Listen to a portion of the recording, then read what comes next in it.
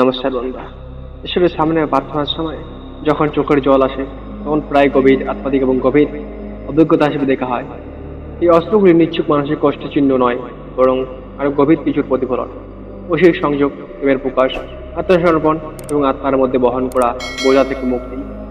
অনেক আত্মাধিক শিক্ষা এবং অভিজ্ঞতা এই অস্ত্রগুলিকে ঐশ্বরিক করুণার একটি শক্তিশালী চিহ্ন বা ঈশ্বরের সাথে একত্রিত হওয়ার জন্য আমরা আত্মার আকাঙ্ক্ষা সে বর্ণনা করে।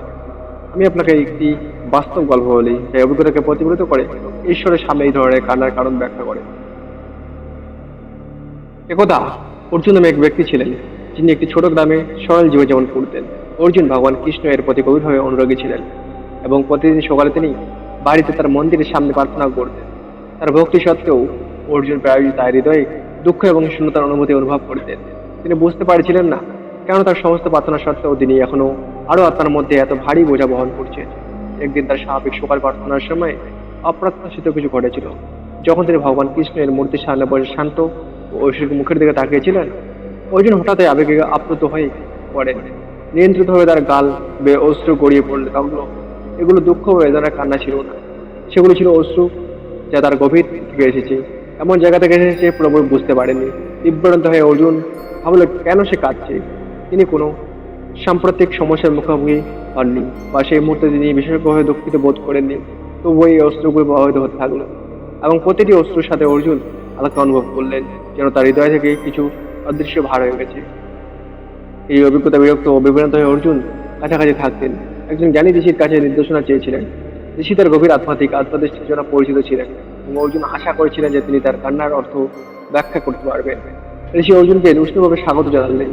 তারা আত্মাধিক দ্বিধা অনুভব করে অর্জুন তার প্রার্থনার সময় ঘটেছিল তা ব্যাখ্যা করার পরে ঋষি শুনেছিলেন, হাসলেন এবং বললেন, আমার প্রিয় অর্জুন, আপনি যে অস্ত্রগুলি অনুভব করেছেন তা ঐশ্বরিক করুণার লক্ষণ। এগুলি ঈশ্বরের দ্বারা স্পর্শ করা আপনার আত্মার শত্রু।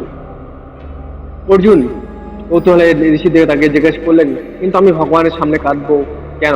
আমি দুঃখিত বা ব্যথায় ছিলাম না। ঋষি উত্তর দিলেন, যখন আমরা ঈশ্বরের সামনে দাঁড়াই তখন আমরা প্রায়শই আমাদের সাথে আমাদের হৃদয়ে বহন করার সমস্ত বোঝা নিয়ে আসি। আমাদের আবেগ, আমাদের দুঃখ, এমনকি আমাদের অপক্ষ ইচ্ছাগুলিও কখনো কখনো আত্মা ঐশ্বরিক সংযোগের জন্য এত গভীরভাবে আকাঙ্ক্ষা যে করে আমরা যে আবেগগুলি উপলব্ধি করতে পারি না তা মুক্তি পায়। এই অস্ত্রগুলো হলো আত্মসমর্পণের একটি রূপ যা আমাদেরকে ভার করে দেয় সবকিছু ছেড়ে দেওয়া। কি এমন একটি মুহূর্ত যখন আত্মা ঐশ্বরিক প্রেম দ্বারা আবদ্ধ হয়। ঋষি অব্যাহত রেখেছিলেন, অর্জুনকে ব্যাখ্যা করেছিলেন যে ঈশ্বরের উপস্থিতি লোকেরা যখন অস্ত্রপাত করে তখন সাধারণত তিনটি কারণ রয়েছে। নাম্বার ওয়ান, আত্মসমর্পণের অস্ত্র। প্রথম কারণ হলো আত্মসমর্পণ। যখন একজন ব্যক্তি ভক্তিপূর্ণ হৃদয় নিয়ে ঈশ্বরের সামনে দাঁড়ায় তখন তার অভিজ্ঞতা নিয়ে তাদের সমস্ত সংগ্রাম, ব্যথা এবং বোঝা অর্পণ করে। আত্মসমর্পণে সেই মুহূর্তে আত্মার অন্তঃসত্ত্বা আবেগগুলিকে প্রকাশ করে যা অত্যাধিক ধরে রাখা হয়েছিল। এই অস্ত্র দুর্বলতার অস্ত্র নয়, বরং নিজেকে অহংকার, আকাঙ্ক্ষা এবং সংযুক্তি ত্যাগ করার এবং সমস্ত কিছু ঈশ্বরের হাতে তুলে দেওয়ার অস্ত্র। নাম্বার দুই, ভক্তি এবং ভালোবাসা। দ্বিতীয় কারণ হলো ভক্তি ও ভালোবাসা। যখন হৃদয় ঈশ্বরের প্রতি গভীর প্রেমে পরিপূর্ণ হয় তখন আবেগগুলি অপ্রতিরোধ হয়ে উঠতে পারে। যেমন একজন অন্য একজন ব্যক্তির জন্য ভালোবাসার জন্য চিৎকার করতে কাঁদতে পারে। আত্মা যখন ঐশ্বরিক ভালোবাসার স্পর্শ অনুভব করে তখন কাঁদে। এই অস্ত্রগুলো ভক্ত এবং ঐশ্বরিকের মধ্যে গভীর মানসিক বন্ধনের প্রতিফলন। এটি লক্ষণ যে ভগবানের প্রতি ভক্তের ভালোবাসা এটাই বিশুদ্ধ এবং তীব্র যে তার হৃদয়ে ধারণা করা যায় না। নাম্বার তৃতীয় কারণ হলো ঐশ্বরিক অনুগ্রহ। কখনো কখনো যখন একজন ব্যক্তি আত্মার অনুমুক্তার দিকে বিন্দুতে পৌঁছায় তখন ঐশ্বরিক করুণা তাদের এমনভাবে স্পর্শ করে তার শব্দের বাইরে।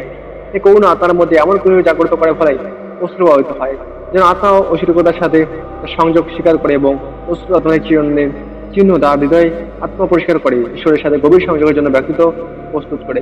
তো বন্ধুরা, এরা কষ্টের বিরুদ্ধে প্রবেশ থাকুন। জয় হিন্দ, কারণ তা কি চাই।